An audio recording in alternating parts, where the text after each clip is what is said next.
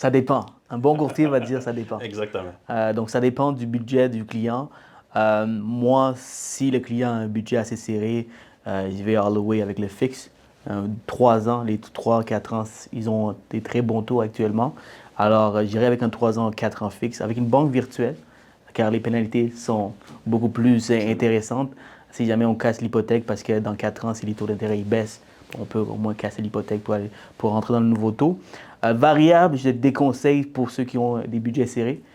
Pour quelqu'un qui est comme Serge, qui a beaucoup de revenus, alors lui, il peut, mais façon de parler, quelqu'un Oui. qui est flexible avec ses paiements, les augmentations de 100, 200, 300 dollars, ça ne fait pas peur. C'est sûr qu'à long terme, variable a toujours été plus profitable si on regarde les statistiques des 50 dernières années. Donc, j'irai avec le fixe pour quelqu'un qui veut un budget, qui veut un budget, qui va avoir les mêmes Oui. paiements, qui est pas trop partant de jouer avec le feu, avec le marché. Quelqu'un qui est plus flexible, variable. Absolument. Non, je suis d'accord avec ça.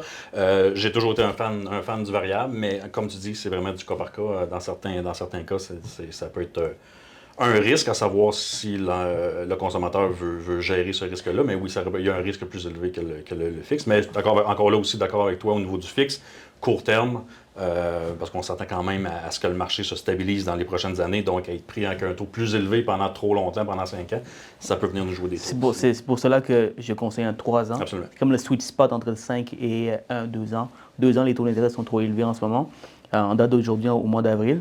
Donc, j'irai avec un 3 ans.